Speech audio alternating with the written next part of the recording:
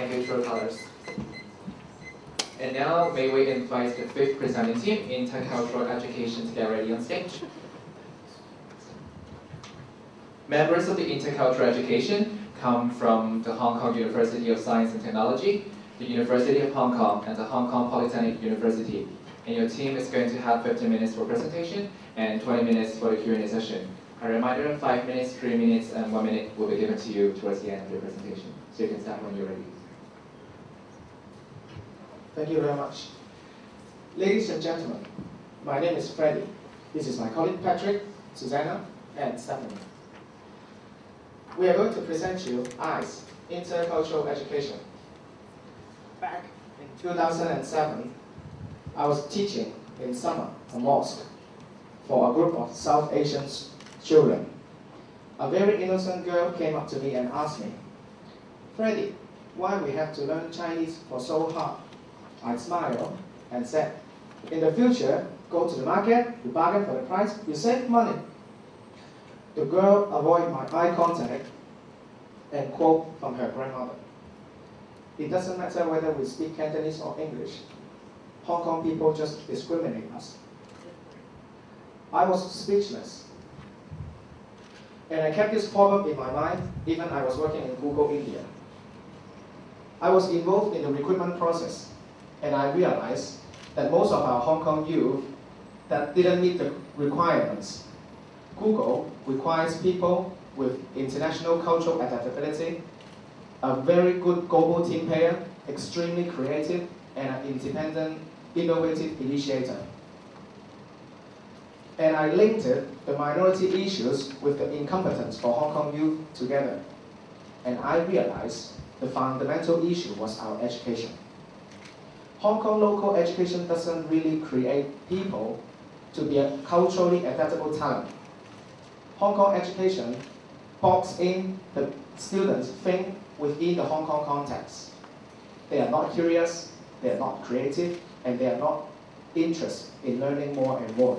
They are mostly driven by the academic exam scores. So, in order to address the intercultural competence and the global competitive and the cultural aspect for our youth, it all starts with education. It all starts with an innovative way of intercultural education. How we are going to do it? Let's demonstrate.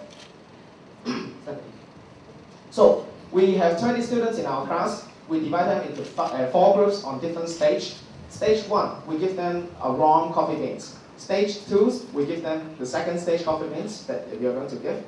Third stage, we are going to give them the roasted coffee beans. And the fourth stage, we are giving them the coffee powders. And then we give them different tasks. For the first stage, they have to do farming to make the coffee beans. Second stage, for you, judges, no, students, you have 5 seconds to peel off the skins of those coffee beans. If you are not going to finish it in 5 seconds, we are not going to buy your coffee beans. 5, 4, 3, 2, 1. Time's up. Okay, Patrick only got 1, so we can just buy 1.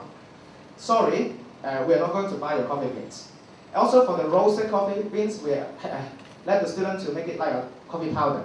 And we have the service industry to sell the coffee powders. The whole program process is not going to let the student know how a coffee is made.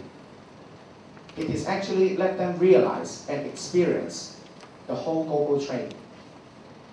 $10 US, you can buy 10 kg of the round coffee beans. $10 US, we are not even able to buy 200 grams of the coffee powder. Student just came up to me and automatically asked, "This is not fair." We say, yes, this is the reality. So, at the end of our workshop, we invited a real African guest to come and share the African farming community, how they feel and how the reality goes. And also, he would let the student play the African drum together and dance African dance in the classroom. It creates excitement and it releases the emotions. The rationale behind this demonstration is, first, we use the real example, the beans, the product, and the people, to arouse the curiosity from the students to learn more, to know more.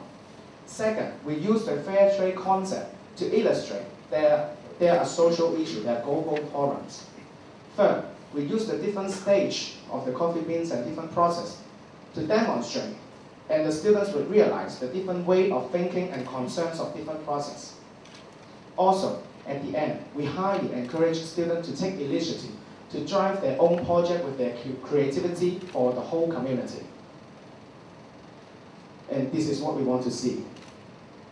Imagine when education can be so interesting that students, when they're stepping out of the classroom, going back home, sitting in front of the computer, checking on Wikipedia, how is the fair trade, how is the global problem, how is the culture, how is the music, instead of playing computer games. Imagine when education can be so interactive that students are excited about learning. They want to know more, they're eager to share the learning experience, and they find the long-lost fun in knowing more and more every day.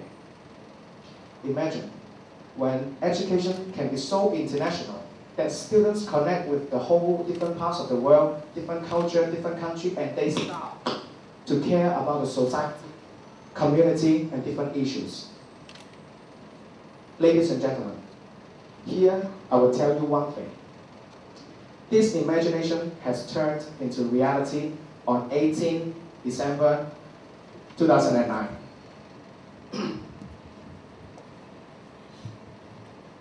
We did the first experiment workshop with a secondary school cooperated with the Hong Kong University. We had a huge recognition from the school to appreciate the new innovative way of education. And all the students in our workshop reported that they learned a lot for the global issues, self-understanding, and they all enhanced their English skills. We believe this is worth doing, and this is worth doing in a bigger scale. And how ICE could operate in this social enterprise, I'll let my colleague Patrick to illustrate the business model. Thank you very much, Freddie. So by now you're probably thinking, okay, this is a great idea, but how will you operate? And this is where the ICE business model comes into play. Now, ICE will work together with trainers from foreign countries, from China, as well as local minorities. We will establish partnerships with local institutions, education institutions that is, NGOs, and social entrepreneurships. Together, we create the ICE program. The workshops are the core product of the ICE program, as Freddie already mentioned. We will also establish projects, create study tours, as well as conferences where students can come together and learn. This program is targeting junior secondary and senior secondary school students. This is our target market. Now, on my next slide, I have a very interesting list. It's a list of advisors and partners that we've already established. For example, one advisor is Ali Farhumad, which is a very famous case researcher from Hong Kong U.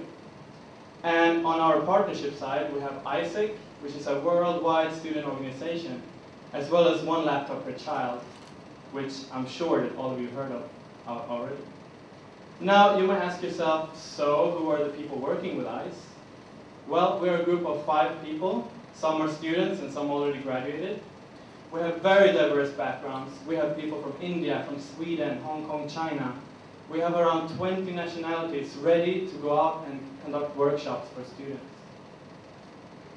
We all come from different universities, and we also study different degrees.